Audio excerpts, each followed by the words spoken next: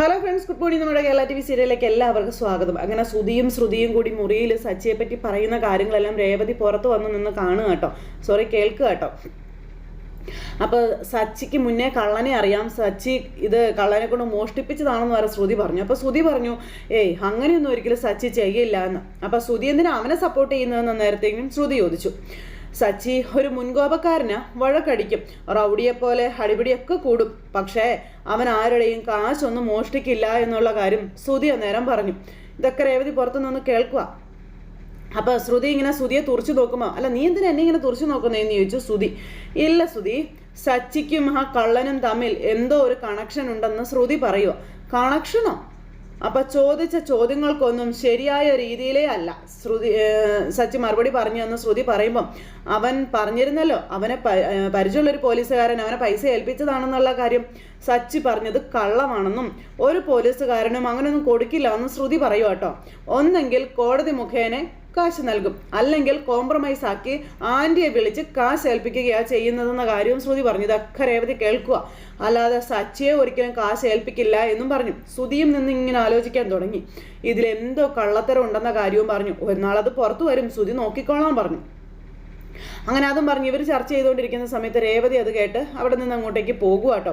പിന്നെ മുറിയിൽ ദേഷ്യത്തോടെ ഇരിക്കുന്ന നമ്മുടെ സച്ചിയുടെ അടുത്തേക്ക് ചെല്ലുകയാണ് രേവതി. രേവതി ഇങ്ങ് വാ എന്നും പറഞ്ഞ് സച്ചി രേവതിയെ വിളിച്ചു. നീ നിന്റെ വീട്ടിൽ പോയായിരുന്നു എന്ന് ചോദിച്ചു. അപ്പോൾ പോയിരുന്നു. ആരോട് ചോദിച്ചിട്ടാണ് നീ നിന്റെ വീട്ടിൽ പോയെന്ന് ചോദിച്ചു. അപ്പോൾ ആരോടും ചോദിച്ചില്ല, എനിക്ക് പോകേണ്ട ആവശ്യം വന്നു, ഞാൻ പോയി എന്ന് രേവതി പറഞ്ഞു. അപ്പോൾ എന്താവശ്യം നിനക്ക് പോകാനായിട്ട്? അമ്മ വിളിച്ചത് കൊണ്ട് പോയതാണെന്ന് പറഞ്ഞു. അപ്പോൾ എന്തിനാ വിളിച്ചത്? അത് പിന്നെ ശരത്ത് വീണ്ടും ആൻ്റണിയുടെ അടുത്ത് പോകാൻ തീരുമാനിച്ചു എന്ന്. പോവണ്ടാന്ന് ഞങ്ങൾ പറഞ്ഞിട്ട് കേൾക്കുന്നില്ല, നീ വന്ന് സംസാരിക്കാൻ അമ്മ പറഞ്ഞു എന്ന് പറഞ്ഞു. അവനോട് സംസാരിക്കാൻ വേണ്ടി പോയതാണെന്ന കാര്യം പറയുമ്പോൾ, നിന്റെ അമ്മ വിളിച്ചിട്ടാണ് നീ പോയത്, അല്ലാതെ ഞാൻ പറഞ്ഞിട്ടൊന്നും അല്ലല്ലോ നീ പോയതെന്ന് സച്ചി ചോദിക്കാം. അല്ല, നിന്നെ ഉപദേശിക്കാൻ വേണ്ടി ഞാൻ നിന്റെ വീട്ടിലേക്ക് പറഞ്ഞു വിട്ടെന്ന് നിന്റെ അനിയൻ പറയുന്നത്. ചേച്ചിയെ പറഞ്ഞു വിട്ട് ഉപദേശിക്കുന്നത് നിർത്തിക്കോളാൻ പറഞ്ഞു എന്ന് പറഞ്ഞു. അപ്പോൾ നിങ്ങളെപ്പോഴും അവനെ ചെന്ന് കണ്ടതെന്ന് ചോദിച്ചു രേവതി. എനിക്ക് അവനെ വേറെ ജോലിയൊന്നുമില്ല അവനെ പോയി കാണാൻ. നിന്റെ അനിയൻ എന്നെ കാണാനാണ് വന്നത്, ടാക്സി സ്റ്റാൻഡിൽ വന്നെന്നുള്ള കാര്യം പറഞ്ഞു. അപ്പോൾ അവനെന്തിനാ സച്ചിനെ കാണാൻ വന്നതെന്ന് രേവതി. എൻ്റെ കയ്യിൽ നിന്ന് വാങ്ങിച്ചിട്ട് പോകാൻ. അപ്പോൾ സച്ചിൻ വീണ്ടും അവനെ അടിച്ചോ? ഞാൻ അടിച്ചില്ല, ഇനി വന്ന ഉറപ്പായിട്ടും കൊടുക്കും ഞാൻ അവനോട്ടെന്നും പറഞ്ഞുകൊണ്ട് സച്ചി ഭയങ്കരമായിട്ട് ദേഷ്യപ്പെട്ടു. അവൻ അടിയായിരുന്നു വാങ്ങാനാ നോക്കുന്നതെന്നൊക്കെ പറഞ്ഞു. ഞാൻ ഉള്ളടുത്ത് വന്ന് അന്വേഷിച്ച് വന്നവൻ പ്രശ്നം ഉണ്ടാക്കുക. എൻ്റെ ചേച്ചിയെ വിട്ട് എന്നെ ഉപദേശിക്കുന്നത് നിർത്തിക്കോ, ഞാൻ ഏത് ജോലി ആരുടെയൊക്കെ കൂടെ ചെയ്യണമെന്ന് എനിക്കറിയാം, നിങ്ങളതിൽ ഇടപെടണ്ട എന്ന് പറഞ്ഞിട്ട് അവൻ പോയതെന്ന കാര്യവും നമ്മുടെ രേവതിയോട് സച്ചി പറഞ്ഞു. അപ്പോൾ അത് കേട്ടപ്പോൾ ശരത്താണോ അങ്ങനെയൊക്കെ പറഞ്ഞു എന്ന് രേവതി ചോദിച്ചു. അപ്പോൾ ഞാൻ ഇപ്പം സംസാരിച്ചുകൊണ്ടിരിക്കുന്നത് അടുത്ത വീട്ടിലെ പയ്യനെക്കുറിച്ചാണെന്ന് ചോദിച്ചുകൊണ്ട് സച്ചി ദേഷ്യപ്പെട്ടു രേവതിയോട്. അവനെ ഉപദേശിക്കാൻ ഞാൻ നിന്നോട് പറഞ്ഞായിരുന്നോ എന്ന് ചോദിച്ചു. എപ്പോഴും എല്ലാ കുറ്റവും എൻ്റെ തലയിലാണെന്ന് പറഞ്ഞ് സച്ചി പറയുമ്പം, നിങ്ങളാണ് എന്നെ പറഞ്ഞു വിട്ടതൊന്നും ഞാൻ അവനോട് പറഞ്ഞിട്ടില്ല എന്ന് രേവതി അന്നേരം പറഞ്ഞു. നീ ആൻ്റണിയുടെ കൂടെ ജോലിക്ക് പോകുന്നത് സച്ചിയേട്ടന് ഇഷ്ടമാവില്ല, അതുകൊണ്ട് പോകണ്ടെന്ന് പറഞ്ഞിരുന്നു എന്ന് പറഞ്ഞു. പിന്നെ എന്തിനാ അവൻ എന്നോട് അങ്ങനെ പറഞ്ഞു എന്ന് ചോദിച്ചു സച്ചി. അപ്പോൾ എനിക്കറിയില്ല സച്ചിയേട്ടാന്ന് രേവതി. അല്ല, അവനെന്തിനാ സച്ചിയേട്ടനെ കാണാൻ ടാക്സി സ്റ്റാൻഡിൽ വന്നതെന്ന് അന്നേരത്തേക്കും രേവതി ചോദിക്കുക. അപ്പോൾ സച്ചി മിണ്ടുന്നില്ല. എന്തിനാ അവൻ വന്നേ? അത് നീ തന്നെ അവനോട് ചോദിക്കാൻ പറഞ്ഞു സച്ചി. എന്തിനാ ഞാൻ അവനോട് ചോദിക്കുന്നേ? അവൻ എന്തിനാ വന്നതെന്ന് നിങ്ങൾക്കറിയാമല്ലോ, സച്ചേട്ടൻ അത് പറഞ്ഞാൽ എന്താണെന്ന് രേവതി ചോദിക്കുമ്പോൾ, കുത്തി ചോദിച്ചാൽ എന്നെ കൊണ്ട് കൂടുതൽ പറയിപ്പിക്കരുത് കേട്ടോ എന്ന് പറഞ്ഞു. അപ്പോൾ എന്തിനാ സച്ചേട്ടൻ ഇങ്ങനെ ദേഷ്യപ്പെടുന്നതെന്ന് ചോദിച്ചു. രേവതി, നിനക്കെൻ്റെ സ്വഭാവം അറിയാമല്ലോ, ഞാൻ ഒരാളുടെ മുന്നിലും ഇങ്ങനെ താഴ്ന്നു നിന്നിട്ടില്ല. എന്നോട് വേണ്ടാത്തത് പറഞ്ഞവരാരും അടി വാങ്ങിക്കാതെയും പോയിട്ടില്ല. അവരെ മറ്റേ കൈയോടെ ഞാൻ അടിച്ചു ഓടിച്ചേനെ, പിന്നെ ക്ഷമിച്ചതാണെന്ന് സച്ചി അന്നേരം രേവതിയോട് പറഞ്ഞു. ഇനി നിന്റെ അനിയൻ എൻ്റെ മുന്നിൽ വന്ന് നിന്നിങ്ങനെ വാ തുറന്നാ അവനെ വെറുതെ വിടില്ല ഞാനെന്നും സച്ചി. എല്ലായ്പ്പോഴും ഞാൻ സൈലൻ്റ് ആയിട്ട് നിൽക്കൊന്ന് കരുതണ്ട എന്ന് പറഞ്ഞു. അപ്പോൾ സച്ചേട്ടനൊരു ശത്രുവിനെ കുറിച്ച് പറയുന്നത് പോലെയാണല്ലോ അവനെപ്പറ്റി പറയുന്നത്. എന്താ സച്ചേട്ടൻ ഇത്? അവനൊന്നും അറിയാത്തൊരു ചെറിയ പയ്യനല്ലേ എന്ന് രേവതി ചോദിക്കുമ്പോൾ, ചെറിയ പയ്യൻ ഒക്കത്തടുത്ത് കുപ്പിപ്പാൽ കൊടുക്കും നീ അവന്. ചെറിയ പയ്യനാത്രേ, അവൻ എന്താ ചെയ്തതെന്ന് അറിയണോ നിനക്കെന്ന് രേവതിയോട് സച്ചി ചോദിക്കുമ്പം, എന്താ അവൻ ചെയ്തേ പറയാൻ പറഞ്ഞു. ആ തെമ്മാടിയുടെ കൂടെ കൂടിയിട്ട് എന്നും പറഞ്ഞുകൊണ്ട് നമ്മുടെ സച്ചി ഇങ്ങനെ പറഞ്ഞു നിർത്തി. എന്താ അവൻ ചെയ്തതെന്ന് പറയാൻ പറഞ്ഞു. ചെറിയ പയ്യനാണെന്ന് പറഞ്ഞു ഒക്കത്തടുത്ത് വെച്ച് നടന്നല്ല അവരും. അവനെ അടക്കി നിർത്താൻ നിങ്ങൾക്ക് ആർക്കും കഴിയില്ല, അതുകൊണ്ട് അവൻ ഇങ്ങനെ ആയിപ്പോയതെന്നൊക്കെ പറഞ്ഞു സച്ചി. അടക്കി നിർത്താൻ ഞാൻ പറഞ്ഞു ആരെങ്കിലും കേൾക്കുമെന്ന് രേവതി ചോദിച്ചു. എന്തിന്? ഞാൻ പറഞ്ഞിട്ട് സച്ചിയേട്ടനെങ്കിലും കേൾക്കുന്നുണ്ടോ എന്ന് രേവതി ചോദിച്ചു. എന്താ അവൻ ചെയ്തേ? സച്ചിയേട്ടനെ കാണാൻ എന്തിനാ അവൻ വന്നേ? അത് പറ. അവൻ്റെ കാര്യത്തിൽ തലയിടരുത് എന്ന് എന്നോട് പറയാൻ വേണ്ടി വന്നതാ. പിന്നെ എനിക്ക് വേറെ ജോലിയൊന്നുമില്ലല്ലോ, അവനെ തിരുത്തി നേർവഴിക്ക് നടത്തലാണല്ലോ എൻ്റെ ജോലി എന്നൊക്കെ പറഞ്ഞ് സച്ചി ഭയങ്കരമായിട്ട് വെച്ചു. അവൻ്റെ അഹങ്കാരം എൻ്റെ അടുത്ത് വേണ്ടാന്നും പറഞ്ഞു. അപ്പം സച്ചേട്ടൻ ഇങ്ങനെ ദേഷ്യപ്പെടാതെ ഞാൻ അവനോട് സംസാരിക്കാമെന്ന് പറഞ്ഞു രേവതി. ഇനി നീ നിൻ്റെ വീട്ടിൽ പോകരുതെന്ന് പറഞ്ഞു സച്ചി. എൻ്റെ വീട്ടിൽ പോകരുതെന്നോ? അപ്പോൾ പോകരുത് എന്ന് സച്ചി വീണ്ടും പറഞ്ഞു. നിൻ്റെ അനിയനുള്ള വീട്ടിൽ നീ ഇനി പോകരുത് എന്ന് പറഞ്ഞു. അവനെ കാണുകയോ സംസാരിക്കുകയോ ചെയ്യാൻ പാടില്ല എന്നും പറഞ്ഞു. അപ്പോൾ അവനും നിങ്ങളും തമ്മിൽ പ്രശ്നമുണ്ടെന്ന് കരുതി ഞാനെന്തിനാ എൻ്റെ വീട്ടിൽ പോകാതിരിക്കുന്നതെന്ന് രേവതി അന്നേരം ചോദിച്ചു. എനിക്ക് എൻ്റെ അമ്മയെയും അനിയത്തിയെയും ഒക്കെ കാണണ്ടേന്ന് ചോദിച്ചു. അപ്പം നിനക്ക് അവരെ കാണുമെന്ന് തോന്നുന്നു, ഇങ്ങോട്ട് വരാൻ പറ, അല്ലെങ്കിൽ നീ പൂക്കടയിൽ പോയി കാണും, അല്ലാണ്ട് വീട്ടിൽ പോയി കാണണ്ടെന്ന് പറഞ്ഞു. നിൻ്റെ അനിയനുള്ളിടത്ത് നീ പോകരുത്, അതെനിക്ക് ഇഷ്ടമല്ല എന്ന് സച്ചി താർപ്പിച്ച് പറഞ്ഞു. അപ്പം സച്ചേട്ടൻ ഇങ്ങനെയൊക്കെ പറയുന്നതെന്ന് രേവതി ചോദിച്ചു കേട്ടോ. സച്ചേട്ടൻ്റെ ശരത്തിന് അത്രയ്ക്ക് ഇഷ്ടമായിരുന്നില്ലേ, അവനെല്ലാം സപ്പോർട്ടും ചെയ്ത് കൊടുത്തിരുന്നല്ലേ, എന്നിട്ട് എന്നെ ഇങ്ങനെയൊക്കെ പറയുന്നത്. ഇപ്പം എനിക്ക് മനസ്സിലായി അവൻ്റെ കൂടെ എല്ലാത്തിനും സപ്പോർട്ട് ചെയ്ത് കൂടെ നിന്നത് തെറ്റായി പോയിന്ന്. ഇനി ആ തെറ്റെന്തായാലും ഞാൻ ആവർത്തിക്കാൻ പോകുന്നില്ല, ഇനി ശരിയായത് മാത്രമേ ഞാൻ ചെയ്യത്തുള്ളൂ എന്നും പറഞ്ഞു. അതുകൊണ്ടാണ് നിന്നോട് നിൻ്റെ വീട്ടിൽ പോകരുത്, അവനെ കാണരുത്, സംസാരിക്കരുത് എന്നൊക്കെ ഞാൻ പറഞ്ഞതെന്നുള്ള കാര്യമൊക്കെ സച്ചി പറയുമ്പം എനിക്ക് എൻ്റെ വീട്ടിൽ പോകാതിരിക്കാൻ പറ്റത്തില്ല എന്ന് രേവതി. അപ്പോൾ പോകരുതെന്ന് പറഞ്ഞാൽ നീ പോകരുത്, അതിന് തക്കതായ കാരണം ഉണ്ടെന്ന് പറഞ്ഞു. അപ്പോൾ ആ കാരണം എന്താണെന്ന് നീ പറയാൻ പറഞ്ഞു. അതിപ്പോൾ എന്താണെന്ന് നീ അറിയണ്ടെന്ന് പറഞ്ഞു സച്ചി. അതും പറഞ്ഞ് നിനക്ക് എന്നോട് ഇത്തിരിയെങ്കിലും സ്നേഹം ബഹുമാനം ഉണ്ടെങ്കിൽ ഞാൻ പറഞ്ഞത് നീ കേൾക്കണമെന്ന് പറഞ്ഞ് സച്ചി അവിടെ നിന്ന് പോയി. രേവതി ആകെ ധർമ്മസങ്കടത്തിൽ അവിടെ നിൽക്കുക. അന്നേരം തന്നെ ഫോൺ എടുത്ത് ശരത്തിനെ വിളിച്ചു. ഹലോ ചേച്ചി, നീ ഇപ്പോൾ എവിടെയാണ് ഉള്ളതെന്ന് ചോദിച്ചു. അപ്പം ഞാൻ വീട്ടിലുണ്ട്. നീ സച്ചേട്ടനെ കാണാൻ പോയിരുന്നല്ലേ എന്ന് രേവതി അന്നേരം ഇവനോട് ചോദിച്ചു. നീ എന്താ സച്ചേട്ടനോട് പറഞ്ഞത് എന്താണെന്ന് അദ്ദേഹം പറഞ്ഞില്ലേ എന്ന് ചോദിക്കുമ്പോൾ നിന്റെ കളി ഒരൽപ്പം കൂടുന്നുണ്ട് കേട്ടോ, എന്താ നിന്റെ മനസ്സിലെന്ന് രേവതി ചോദിക്കുക. ആന്റണിയുടെ കൂട്ട് വേണ്ടെന്ന് നിന്നോട് ഞാൻ എത്ര പ്രാവശ്യം പറഞ്ഞതാണെന്ന് രേവതി അന്നേരം ചോദിക്കുക. ഇപ്പോഴും നീ അവനുമായിട്ട് കിടന്ന് ചുറ്റുമല്ലേ എന്നൊക്കെ ചോദിച്ചപ്പോഴും ഇവന് പുച്ഛഭാവം. ആന്റണി ഏട്ടൻ്റെ ഓഫീസിലല്ലേ ഞാൻ വർക്ക് ചെയ്യണേ ചേച്ചി, അദ്ദേഹം ഇപ്പം മുമ്പത്തെ പോലെയൊന്നും അല്ല, നല്ലൊരു ജോലി ചെയ്ത് ജീവിക്കുകയാണെന്ന കാര്യമൊക്കെ പറഞ്ഞ് ശരത്ത് വലിയ ഡയലോഗ് അടിക്കുക. വർക്ക് ചെയ്യുന്നതിന് എനിക്ക് അദ്ദേഹം ശമ്പളം തരുന്നുണ്ട്. ഇപ്പം എന്താ ചേച്ചിയുടെ പ്രശ്നം? നീ അവൻ്റെ കൂടെ കൂട്ടുകൂടുന്നതും ജോലിക്ക് പോകുന്നതൊന്നും സച്ചേട്ടന് ഇഷ്ടമല്ല എന്ന് പറയുമ്പം അദ്ദേഹത്തിന് ഇഷ്ടമില്ലെങ്കിൽ പിന്നെ ഞാനെന്ത് വേണമെന്ന് ശരത്ത് നേരിട്ട് രേവതിയോട് പറയാം. അദ്ദേഹത്തിൻ്റെ ഇഷ്ടം നോക്കിയാണോ ഞാൻ ജീവിക്കേണ്ടതെന്ന് ചോദിച്ചു. എനിക്ക് ശരിയാണെന്ന് തോന്നുന്നത് എന്തോ അതും ഞാൻ ചെയ്യും. അപ്പം നീ എന്താണ് ഇങ്ങനെയൊക്കെ പറയുന്നതെന്ന് രേവതി ചോദിച്ചു കേട്ടോ. നീയും സച്ചേട്ടനും തമ്മിൽ എന്താണ് ശരിക്കും പ്രശ്നമെന്ന് ചോദിക്കുമ്പം അതും ഇവന് പറയാൻ പറ്റത്തില്ല. അതും പറഞ്ഞു സച്ചേട്ടനോട് ചോദിക്കാൻ. സച്ചേട്ടനൊന്നും അല്ല എന്നെ വീട്ടിലേക്ക് പറഞ്ഞു വിട്ടത്, അമ്മ പറഞ്ഞിട്ടാണ് ഞാൻ അങ്ങോട്ടേക്ക് വന്നത്. അപ്പോൾ ഇനിയിപ്പോൾ അയാൾ പറഞ്ഞു വിട്ടിട്ടാ ചേച്ചി വീട്ടിലേക്ക് വന്നെന്ന് പറഞ്ഞു. എനിക്കിപ്പോൾ എന്താ കുഴപ്പം? എനിക്ക് ഒരു കുഴപ്പമില്ല. ചേച്ചി അദ്ദേഹത്തിൻ്റെ കെട്ടിയോളല്ലേ, അദ്ദേഹം പറയുന്നത് തന്നെ ചേച്ചി അനുസരിക്കാൻ പറഞ്ഞു. എന്നോട് അങ്ങോട്ട് ഇനി കയറരുതെന്ന് സച്ചേട്ടൻ പറഞ്ഞിരിക്കുന്നതെന്ന് രേവതി പറയുമ്പോൾ നിങ്ങൾ വീട്ടിലേക്ക് വരികയോ എന്നെ കാണുകയോ വേണ്ട. എനിക്ക് ചേച്ചിയെ കാണുമെന്ന് തോന്നുമ്പോൾ ഞാൻ ചേച്ചിയെ വീട്ടിൽ വന്ന് കണ്ടോളാമെന്ന് ശരത്ത്. എവിടെ വന്ന് എങ്ങനെ കാണണമെന്ന് എനിക്കറിയാമെന്നൊക്കെ ശരത്ത് രേവതിയോട് പറയാം. പിന്നെ ഞാൻ ജോലിക്ക് പോകുന്ന കാര്യം, ജോലിക്ക് പോകുന്നത് കൊണ്ട് വീട്ടിൽ കാശ് കൊടുക്കാനൊക്കെ എനിക്ക് പറ്റുന്നുണ്ട്. ഇപ്പോൾ പണ്ടത്തെ പോലെ കഷ്ടപ്പാടും ദുരിതമൊന്നും നമ്മുടെ വീട്ടിലില്ല ചേച്ചി. ഇന്നത്തെ കാലത്തെ കയ്യിൽ പണം വേണം ചേച്ചി ജീവിക്കാൻ, പണം ഇല്ലാത്തവന് ഒരു വിലയുണ്ടാവില്ല എന്ന് പറഞ്ഞു. അപ്പോൾ അങ്ങനെ അത് പറയുമ്പോൾ ചേച്ചി സച്ചേട്ടൻ്റെ അടിമയായിട്ടല്ലേ അവിടെ കഴിയുന്നതെന്ന് ചോദിച്ചു. എന്നെ ആരാടാ പറഞ്ഞത് ഞാൻ സച്ചേട്ടൻ്റെ അടിമയായിട്ട് ഇവിടെ കഴിയുന്നതെന്ന്? സച്ചേട്ടൻ എന്നെ നന്നായി തന്നെയാടാ നോക്കുന്നതെന്ന് അങ്ങനെ രേവതി പറയുമ്പം ഓഹോ എങ്കിൽ നിങ്ങളവിടെ സന്തോഷമായിട്ട് കഴിഞ്ഞോ, എൻ്റെ കാര്യം ഞാൻ നോക്കിക്കോളാം ശരിയെന്ന് പറഞ്ഞുകൊണ്ട് ശരത്ത് ഫോണും കട്ട് ചെയ്തു. രേവതി ആകെ ഞെട്ടിത്തരിച്ചിങ്ങനെ നിൽക്കുക അനിയ പറഞ്ഞ കാര്യങ്ങൾ ആലോചിച്ച്.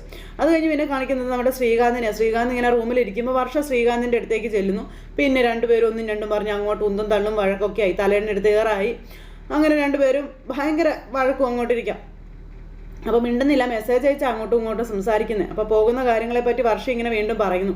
അപ്പോൾ എൻ്റെ അടുത്ത് വെറുതെ ഡിസ്റ്റർബ് ചെയ്യാനായിട്ട് നീ ഇങ്ങനെ മെസ്സേജ് അയച്ച് കളിക്കൊന്നും വേണ്ടെന്ന് പറഞ്ഞുകൊണ്ട് ഇങ്ങനെ ശ്രീകാന്ത് പറയുമ്പോഴത്തേക്കും വർഷം ഒത്തിങ്ങി താഴെ വന്നു. ഈ ആലപ്പുഴ ബോട്ട് യാത്ര എന്ത് രസമാണെന്ന് അറിയോ, മനോഹരമായ സ്ഥലമാണ് അതെന്നൊക്കെ പറഞ്ഞു വർഷം. അതിനിപ്പോൾ എന്താ, ആയിക്കോട്ടെ അതങ്ങനെയാണെങ്കിൽ. അപ്പം നമ്മൾ പോകുന്നില്ലെന്ന് നീ ഉറപ്പിച്ചല്ലേ എന്ന് ചോദിച്ചു. അതൊക്കെ നേരത്തെ ഉറപ്പിച്ച കാര്യമല്ലേ, പിന്നെ എന്തിനാ നീ ഇടയ്ക്കിടയ്ക്ക് ഇങ്ങനെ ചോദിക്കുന്നതെന്ന് ശ്രീകാന്ത്. അപ്പോൾ ശ്രീകാന്ത് എന്തിനാ ഇങ്ങനെ വാശി പിടിക്കുന്നത്, വരുന്നത് കൊണ്ട് ഇപ്പോൾ എന്താ പ്രശ്നമെന്ന് ചോദിച്ചു. അപ്പോൾ എനിക്ക് ലീവില്ല എന്ന് ഞാൻ നിന്നോട് പറഞ്ഞല്ലോ എന്ന് ചോദിച്ചു. ശ്രീകാന്ത് 4 days വേണ്ട, ഒരു 2 days ലീവ് എടുക്കുക, നമുക്കൊന്ന് പോയിട്ട് വരാമെന്ന് പറയുമ്പോൾ ഞാൻ വരുന്നില്ല എന്ന് ശ്രീകാന്ത് വീണ്ടും തറപ്പിച്ചു പറഞ്ഞു. എൻ്റെ അമ്മ കൂപ്പൺ തന്നതുകൊണ്ടല്ലേ ഇങ്ങനെയൊക്കെ പറഞ്ഞു, എന്തൊരു ഈക്കോടാ നിനക്കെന്നൊക്കെ ചോദിച്ചു. ശ്രീകാന്തിൻ്റെ വീട്ടുകാരിങ്ങനെ ഒരു കൂപ്പൺ തന്നിരുന്നതെങ്കിൽ എന്നെയും കൂട്ടി പോകുമായിരുന്നില്ലേ എന്ന് ചോദിച്ചു. അങ്ങോട്ടും ഇങ്ങോട്ടും പിന്നെ വഴക്കായി വക്കാണമായി, വീണ്ടും അങ്ങോട്ടും ഇങ്ങോട്ടും പറയുന്നു, അങ്ങോട്ടും ഇങ്ങോട്ടും വഴക്കും വക്കാണൊക്കെ ആയിട്ട്. അത് കഴിഞ്ഞപ്പോൾ ലാസ്റ്റ് നമ്മുടെ വർഷം ചോദിച്ചു, അവസാനമായിട്ട് ഞാൻ നിന്നോടൊന്നുകൂടെ ചോദിക്കാം, എന്താ നിൻ്റെ തീരുമാനം, നമ്മൾ പോകുന്നുണ്ടോ എന്ന് ചോദിച്ചു. അപ്പോൾ ഞാൻ വരുന്നില്ല എന്ന് ശ്രീകാന്ത് പറഞ്ഞു. നീ വന്നാലും ഇല്ലെങ്കിലും ഞാൻ പോകുമെന്നും നമ്മുടെ വർഷ പറയുന്നു. നീ ഒറ്റയ്ക്ക് പോകുമെന്ന് ചോദിച്ചു ശ്രീകാന്ത്. ഒറ്റയ്ക്ക് പോയാൽ എന്താ കുഴപ്പം? ശ്രീകാന്ത് വരുന്നില്ലെന്ന് തീരുമാനിച്ചല്ലോ, എനിക്ക് പോകാൻ ആഗ്രഹമുണ്ട്, അതുകൊണ്ട് ഞാൻ പോവുകയാണെന്ന് വർഷ. ഒരു ഹിന്ദി മൂവിയിലെ ഹീറോയിൻ തന്നെ പോകുന്നുണ്ട്, അതുപോലെ ഞാനും പോകുമെന്ന് നമ്മുടെ വർഷ. അപ്പം അതൊക്കെ സിനിമയിൽ, ഇത് ജീവിതമാണെന്ന് ശ്രീകാന്ത് തിരിച്ചു പറഞ്ഞു. ശരി വർഷേ, ഞാൻ ജോലി ചെയ്ത് സമ്പാദിച്ച കാശുകൊണ്ട് ഞാൻ നിന്നെ ഹണിമൂണിന് കൊണ്ടുപോകും എന്നൊരു വിശ്വാസം നിനക്കുണ്ടെങ്കിൽ നീ വെയിറ്റ് ചെയ്യാനായിട്ട് ശ്രീകാന്ത് പറഞ്ഞു. അതല്ല, എന്നെ കൊണ്ട് അതിന് കഴിയില്ല എന്ന് നിന്റെ പേരൻസിനെ പോലെ നീയും കരുതുന്നുണ്ടെങ്കിൽ നിനക്ക് നിന്റെ ഇഷ്ടം പോലെ എന്താണെന്ന് വെച്ചാൽ ചെയ്തു, നീ പോയിക്കോളാൻ പറഞ്ഞിട്ട് ശ്രീകാന്ത് അവിടെ തിരിഞ്ഞു കിടന്നുറങ്ങി. ആ സമയം തന്നെ ഫോൺ എടുത്ത് നമ്മുടെ വർഷ ഫോൺ എടുത്ത് വീട്ടിലോട്ട് വിളിച്ചു പറയാം, നിങ്ങളുടെ ആ ഒരു ഇതൊന്നും എനിക്ക് വേണ്ട, എൻ്റെ ഭർത്താവ് പണി ചെയ്ത് കാശ് സമ്പാദിച്ച് എന്നെ കൊണ്ടുപോയിക്കോളാം എന്നാവും പറയുന്നത്. അതിന് 50 വർഷം ഞാൻ വെയിറ്റ് ചെയ്യണം അത്രയെന്നൊക്കെ പറഞ്ഞുകൊണ്ട് വർഷം ഇരുന്ന് ഇങ്ങനെ വിളിച്ച് പറയാം, എപ്പോൾ വേണമെങ്കിലും കൂട്ടിക്കൊണ്ട് പോട്ടെ എന്നൊക്കെ പറഞ്ഞുകൊണ്ട് വർഷം ഇങ്ങനെ ഇരുന്ന് അന്നേരം തന്നെ ഫോണിൽ പറഞ്ഞു. ഇപ്പോൾ ശ്രീകാന്തിന് കിട്ടുന്ന സാലറി വെച്ച് നോക്കിയാലേ ബോട്ട് യാത്രയല്ല, തോണി യാത്ര പോലും പറ്റത്തില്ല, കാട്ടമരത്തിന് വലിയ യാത്ര നടത്താൻ പറ്റുമെന്നൊക്കെ വർഷ. ഞങ്ങൾ പോകുന്നില്ല അമ്മേ, തീരുമാനിച്ചു കഴിഞ്ഞു എന്നും വർഷ വിളിച്ചു പറയാം. അച്ഛനും അമ്മയും പോയിട്ട് വരാനും പറഞ്ഞുകൊണ്ട് വർഷ ഫോൺ അങ്ങ് കട്ട് ചെയ്തു കേട്ടോ. അപ്പോൾ ഇത് കേട്ട് ശ്രീകാന്തിന് സഹിച്ചില്ല. ശ്രീകാന്ത് ചാടി എഴുന്നേറ്റിട്ട്, നീ എന്ത് വർത്തമാനം നിന്റെ അമ്മയോട് പറഞ്ഞെന്ന് ചോദിച്ചു. ഞാനെന്താ പറഞ്ഞു? ഞാനുള്ള കാര്യമല്ലേ പറഞ്ഞത്, എന്തുള്ള കാര്യം, എന്നെക്കൊണ്ട് അതിനൊന്നും സാധിക്കില്ല എന്ന് അങ്ങനെയാണ് നിന്റെ മനസ്സിലല്ലേ എന്നൊക്കെ ശ്രീകാന്ത് ഇങ്ങനെ ചോദിക്കാം. എന്താ നീ പറഞ്ഞത്? എൻ്റെ ശമ്പളം വെച്ച് നോക്കിയാൽ കട്ടമരത്തി പോകേണ്ടി വരുമെന്നല്ലേ? അപ്പോൾ സത്യമല്ലേ ഞാൻ പറഞ്ഞു എന്ന് വർഷ. ശ്രീകാന്തിൻ്റെ സാലറി കൊണ്ട് അതിനെ കഴിയുമെന്ന് വർഷ. നല്ലൊരു ഓപ്പർച്യൂണിറ്റി കിട്ടുമ്പോൾ അത് ഉപയോഗിക്കാത്ത ഇഡിയറ്റ് ശ്രീകാന്ത് എന്നൊക്കെ പറഞ്ഞു വർഷ. അതെടി, ഞാൻ ഇഡിയറ്റ് തന്നെയാണ്, അങ്ങനെ ആയിക്കോട്ടെ, എങ്കിലും മറ്റുള്ളവരുടെ സൗജന്യം എനിക്ക് വേണ്ട എന്നും പറഞ്ഞ് എന്നെപ്പറ്റി നീ എന്താ കരുതി വെച്ചിരിക്കുന്നതെന്ന് ഇപ്പം എനിക്ക് മനസ്സിലായി, വളരെ സന്തോഷമുണ്ടെന്നും ശ്രീകാന്ത് പറയാം. അപ്പം ശ്രീകാന്ത് മനസ്സിൽ ഉദ്ദേശിക്കുന്നത് പോലെ ഞാൻ ഒന്നും കരുതിയിട്ടില്ല, അങ്ങനെ കരുതിയിരുന്നെങ്കിൽ ഞാൻ ശ്രീകാന്തിനെ കല്യാണം പോലും കഴിക്കില്ലായിരുന്നല്ലോ എന്ന് വർഷ. ഓ, എന്നെ കല്യാണം കഴിച്ച തെറ്റായി പോകുന്നുണ്ടെന്ന് ഇപ്പൊ തോന്നുന്നുണ്ടാവും അല്ലേ എന്ന് ചോദിക്കുക. ആ വിഷമത്തിലാണോ നീ ഇപ്പോൾ ഉള്ളത്? അപ്പൊ ശ്രീകാന്തിനോടൊന്നും സംസാരിച്ചിട്ട് ഒരു കാര്യമില്ലെന്നും പറഞ്ഞുകൊണ്ട് വർഷ ഭയങ്കര ഇത്. അങ്ങനെ ആ ഒരു ഇതും പറഞ്ഞ് വർഷ തിരിഞ്ഞു കിടക്കുമ്പോൾ നീ തനിയെ കിടന്നോളാൻ പറഞ്ഞു വീണ്ടും പുതപ്പും തലേണ്ണ എടുത്തുകൊണ്ട് ശ്രീകാന്ത് ഇറങ്ങി പോവുക. വർഷയ്ക്ക് ആകെ സങ്കടമായി. ഈ സമയം പിന്നെ സുധി ഇങ്ങനെ ഡ്രസ്സൊക്കെ മാറി ഇറങ്ങി വരും അമ്മയെന്ന് പറഞ്ഞ് വിളിച്ച്. അപ്പോൾ അമ്മ ഇങ്ങനെ എന്താടാ നീ ചോദിച്ചു. അയ്യോ, ഇതെന്താ ഇത്, ദിവസം കഴിയുന്നവരും എൻ്റെ അമ്മയുടെ പ്രായം ഇങ്ങനെ കുറഞ്ഞു വരികയാണല്ലോ എന്ന് പറഞ്ഞിട്ട് സോപ്പിടുക. അമ്മ ഈ സാരി മൊത്തത്തിൽ കൊള്ളാം കേട്ടോ, അമ്മയ്ക്ക് നന്നായിട്ട് ചേരുന്നുണ്ടെന്ന് സുധി. അല്ലെങ്കിൽ എൻ്റെ അമ്മയ്ക്ക് ഏത് കളറാ ചേരാത്തത്, എല്ലാ കളറും ചേരുമെന്നൊക്കെ പറഞ്ഞ് തട്ടി വിടുമ്പോൾ സോപ്പിട്ടത് മതിയേടാ, നിന്നെ ഞാനേ ഇന്നും ഇന്നലെയും തൊട്ട് കാണുന്നൊന്നും അല്ലല്ലോ, നീ കാര്യം പറ മോനെ എന്ന് പറയുമ്പോൾ അത് പിന്നെ അമ്മ എനിക്ക് കുറച്ച് കാശ് വേണമായിരുന്നു. കാശോ? എന്തിനാടാ നിനക്കിപ്പോൾ കാശെന്ന് ചോദിച്ചു. അത് പിന്നെ അമ്മേ, എനിക്കൊരു ഇൻ്റർവ്യൂവിന് പോകണം. ഇനിയും ഇൻ്റർവ്യൂവിന് പോവാനോ? നീ ഇപ്പം ജോലി ചെയ്യുന്നുണ്ടല്ലോ, പിന്നെ എന്തിനാ ഇപ്പം നീ ഇൻ്റർവ്യൂവിന് പോകുന്നതെന്ന് അമ്മ ചോദിച്ചു. അത് കേട്ടപ്പം അത് പിന്നെ ഞാൻ ഇപ്പം ചെയ്തുകൊണ്ടിരുന്ന ജോലിയെ ഞാൻ വിട്ടു അമ്മയെന്ന് പറഞ്ഞു സുധി. ആ ജോലി നീ വിട്ടോ എന്ന് ചോദിച്ചു. അപ്പം അമ്മ പതുക്കെ പറയാൻ പറഞ്ഞു. നീ എന്താടാ ഒരിടത്ത് ഉറച്ചു നിൽക്കാതെ, നീ എന്താ ഇങ്ങനെയെന്നൊക്കെ ഒച്ചയ്ക്ക് ചന്ദ്രമതി ചോദിക്കാം. അമ്മ പതുക്കെ ഒച്ച വയ്ക്കാതെ, അച്ഛൻ അറിയില്ലേ? അച്ഛനറിഞ്ഞ പ്രശ്നമില്ല, സച്ചി എങ്ങാനും അറിഞ്ഞാലേ നീ പിന്നെ ഇവിടെ ജീവിക്കാന്ന് നോക്കണ്ടെന്ന് പറഞ്ഞു. അമ്മ പതുക്കെ, നീ ജോലിക്ക് പോകുന്നത് കൊണ്ട് അവൻ കുറച്ച് നാളായിട്ട് വാ തുറക്കാതിരിക്കുകയാണെന്നും ശ്രുതി അറിഞ്ഞ നിന്റെ കഥ കഴിയുമെന്നും പറഞ്ഞു. എന്തിനാടാ നീ ജോലിയൊക്കെ വിട്ടത്, നിന്നെയൊക്കെ എന്താ വേണ്ടെന്ന് പറഞ്ഞുകൊണ്ട് ചന്ദ്രമതി അവിടെ ഇട്ട് ഇങ്ങനെ ശ്രുതിയെ തല്ലും. അമ്മ ഇങ്ങനെ തല്ലല്ലേ അമ്മയെന്ന് പറഞ്ഞു. അമ്മേ, ഞാൻ ഈ ജോലി ഉറപ്പായിട്ടും എനിക്ക് കിട്ടും അമ്മ. ഇന്നിപ്പോൾ ഞാൻ ഇൻ്റർവ്യൂവിന് പോകുന്ന ജോലി എങ്ങാനും എനിക്ക് കിട്ടിയാലേ എൻ്റെ ജീവിതം മാറി മറിയാമേ, എൻ്റെ ലൈഫ് തന്നെ സെറ്റിലാവും അമ്മേ. ഓ, നീ ഏതിന് പോകുമ്പോഴും ഇങ്ങനെയൊക്കെ പറയാറുള്ളതല്ലേ എന്ന് ചോദിച്ചു ചന്ദ്രമതി. എടാ, നീ ജോലി വിട്ട കാര്യം ശ്രുതിയോട് എങ്ങനെ പറഞ്ഞായിരുന്നോടാ? ഞാൻ പറഞ്ഞായിരുന്നു. അപ്പോൾ അവളെന്താടാ പറഞ്ഞേ? അമ്മ, വേറെ നല്ല ജോലി കിട്ടാൻ വേണ്ടിയിട്ടല്ലേ ഈ ജോലി വിട്ടത്, വളരെ സന്തോഷമെന്ന് പറഞ്ഞെന്ന് ശ്രുതി പറയുമ്പോൾ സന്തോഷമോ? അങ്ങനെ അവൾ പറഞ്ഞു. അമ്മ, എനിക്ക് ഇൻ്റർവ്യൂവിന് പോകണം, കാശ് താമ്മേ, ഒരു 2000 രൂപ തന്നാൽ മതി. അപ്പം എൻ്റെ അടുത്ത് കാശൊന്നുമില്ല എന്ന് പറഞ്ഞു ചന്ദ്രമതി. അമ്മ, 2000 ഇല്ലെങ്കിൽ വേണ്ട, ഒരു 1000 എങ്കിലും താമ്മേ, എൻ്റെ അടുത്ത് കാശില്ലെന്ന് പറഞ്ഞില്ല. നീ പോയി ശ്രുതിയോട് ചോദിക്കും, മാറങ്ങോട്ടെന്ന് പറഞ്ഞു ചന്ദ്രമതി പോകുമ്പോൾ. അയ്യോ അമ്മ, അവളോട് ചോദിച്ചു തരില്ല. അമ്മ താമ്മേ, എടാ നീ ഇന്നേ വരെ എൻ്റെ കയ്യിൽ നിന്ന് എത്ര കാശ് വാങ്ങിച്ചു, ഒരു 10 രൂപയെങ്കിലും നീ എനിക്ക് തിരിച്ചു തന്നോടാന്ന് ചോദിക്കുമ്പോൾ അമ്മ, ജോലി കിട്ടി ആദ്യത്തെ ശമ്പളം വാങ്ങിച്ചാൽ ആ കാശ് മുഴുവനും ഞാൻ എൻ്റെ അമ്മയ്ക്ക് തരും, ഉറപ്പാ അമ്മേ. അതുകൊണ്ട് അമ്മ എനിക്കിപ്പോൾ ഒരു 1000 രൂപ താ അമ്മ. എൻ്റെ കയ്യിൽ കാശൊന്നുമില്ലെന്ന് പറഞ്ഞില്ലേടാന്ന് ചോദിച്ച് ദേഷ്യപ്പെട്ടപ്പോൾ, മോഷ്ടിച്ച കാശ് തിരികെ കിട്ടിയല്ലോ, അത് അച്ഛൻ്റെ അടുത്ത് ഉണ്ടല്ലോ, അതിൽ നിന്ന് ഒരു 1000 രൂപ എനിക്കെടുത്ത് താ അമ്മ എന്നൊക്കെ ശ്രുതി പറയുക. അമ്മ, എന്തായാലും എടുക്കുന്നതല്ലേ, ഒരു 5000 രൂപ എടുത്തോളാൻ പറയുമ്പോൾ 5000 രൂപ നിൻ്റെ എന്നും പറഞ്ഞുകൊണ്ട് ഭയങ്കര ദേഷ്യത്തിൽ നിൽക്കുക. അദ്ദേഹം കാശ് എവിടെ വെച്ചെന്ന് എനിക്ക് പോലും അറിയത്തില്ല, പിന്നെ ഞാൻ എടുക്കാൻ പോകുന്നതെന്ന് പറഞ്ഞ് ചന്ദ്രമതി ദേഷ്യപ്പെടുക. ശ്രുതിയുടെ കയ്യിൽ നിന്ന് മേടിക്കണം, പോടാ എന്ന് പറഞ്ഞ് അമ്മ അങ്ങനെ പോകണം. അമ്മയെന്ന് പറഞ്ഞുകൊണ്ട് വിളിച്ച് ശ്രുതി ഇങ്ങനെ നിൽക്കും. ഇനിയിപ്പോൾ ഞാൻ അവളുടെ കയ്യിൽ നിന്ന് എങ്ങനെ മേടിക്കും, ചോദിച്ചാൽ എന്തായാലും അവൾ തരില്ല, അത് ഉറപ്പാ എന്ന് പറഞ്ഞുകൊണ്ട് നേരെ മുറിയിലേക്ക് ചെല്ലുന്നു. അപ്പോൾ ശ്രുതി കുളിച്ചുകൊണ്ടിരിക്കുക. അപ്പോഴേക്കും നമ്മുടെ ശ്രുതിയുടെ ബാഗൊക്കെ തപ്പുക. അപ്പോൾ ഇത് എവിടെ കൊണ്ട് വെച്ചിരിക്കുകയാണെന്നുള്ള ഒരു രീതിയിൽ ഇങ്ങനെ അവിടെയെല്ലാം തപ്പോ കാണുന്നിടത്ത് പൈസ വയ്ക്കാൻ പറഞ്ഞാൽ കേൾക്കുമല്ലെന്ന് പറഞ്ഞു. തപ്പി ചെന്നപ്പോൾ ഒരു ഇതിൻ്റെ പോക്കറ്റിൽ നിന്ന് പൈസ കിട്ടി. അപ്പോൾ ഇത് കിട്ടി, മതി എന്ന് പറഞ്ഞാൽ പൈസ എടുത്തുകൊണ്ട് ഇവരങ്ങ് ഇറങ്ങിപ്പോയി. ഈ സുതി ഇറങ്ങിപ്പോയി കഴിഞ്ഞ് പിന്നെ കാണിക്കുന്നത് അതേ നമ്മുടെ അച്ഛനാണ്. അപ്പോൾ അച്ഛൻ ഷർട്ട് എടുത്ത് നോക്കിയപ്പോൾ ഷർട്ടിനകത്ത് പൈസയില്ല. അത് വേറെ ആരുമല്ല, സുതി മുതലാളി എടുത്തുകൊണ്ട് പോയതാണ്. അച്ഛൻ്റെ പോക്കറ്റിൽ നിന്ന് സുതി ആ പൈസ എടുത്തുകൊണ്ട് പോയത്, അച്ഛൻ്റെ പോക്കറ്റിൽ നിന്ന്. അപ്പോൾ എൻ്റെ പൈസ എന്നോട് വെച്ചാണല്ലോ, അത് കാണുന്നില്ലല്ലോ, അത് എവിടെ പോയത് അത് എന്ന് പറഞ്ഞുകൊണ്ട് ഇങ്ങനെ നമ്മുടെ അച്ഛൻ തപ്പിയിട്ട് നേരെ ചന്ദ്രമതിയെ വിളിച്ചിട്ട് എൻ്റെ പോക്കറ്റിൽ കിടന്ന പൈസ കണ്ടോയെന്ന് ചോദിച്ചു. നീ പൈസ എടുത്തോന്ന് ചോദിച്ചു. ഞാനും എടുത്തിട്ടില്ല എന്ന് പറഞ്ഞു. ശരിക്കും നീ ഒന്ന് ആലോചിച്ച് നോക്കുക, ചിലപ്പോൾ ഇവിടുത്തെ വല്ല ആവശ്യത്തിന് നീ എടുത്തതാണെങ്കിലോ എന്നൊക്കെ പറഞ്ഞപ്പോൾ ഞാൻ എടുത്തിട്ടില്ലെന്ന് പറഞ്ഞില്ലേ, എന്നാൽ പിന്നെ എൻ്റെ പൈസ പിന്നെ എവിടെ പോയി, ഷർട്ടിൻ്റെ പോക്കറ്റിൽ വെച്ചിരുന്ന 1000 രൂപ കാണാനില്ല എന്ന് പറഞ്ഞു. 1000 രൂപ കാണാനില്ലേ? അപ്പോഴത്തേക്കും സുതി പതുക്കെ ലാപ്ടോപ്പൊക്കെ പിടിച്ച് ഇറങ്ങി വരുമ്പോൾ അമ്മ മോനെ ഇങ്ങനെ തുറച്ച് നോക്കിക്കൊണ്ട് ഇങ്ങനെ നിൽക്കുന്നിടത്ത് ഇന്നത്തെ കഥ അവസാനിച്ചു. അമ്മയ്ക്ക് മനസ്സിലായി മോനെ അടിച്ചെടുത്തതെന്നുള്ളത്. അപ്പോൾ അങ്ങനെ ഒരു രസകരമായ എപ്പിസോഡായിരുന്നു ഇന്നത്തേത്. എല്ലാവരും കാത്തിരുന്ന് കാണണോട്ടോ. എല്ലാവർക്കും നല്ലൊരു ദിവസം ആശംസിക്കുകയാണ്. എല്ലാവരുടെയും സപ്പോർട്ടിനും സ്നേഹത്തിനും ഒരുപാട് നന്ദി അറിയിക്കുന്നു. അടുത്ത സൂപ്പർ ഹിറ്റ് കഥയുമായി കാണുന്നത് വരെ എല്ലാവർക്കും നന്ദി. സീ കെൻ ടേക്ക് കെയർ. ബൈ.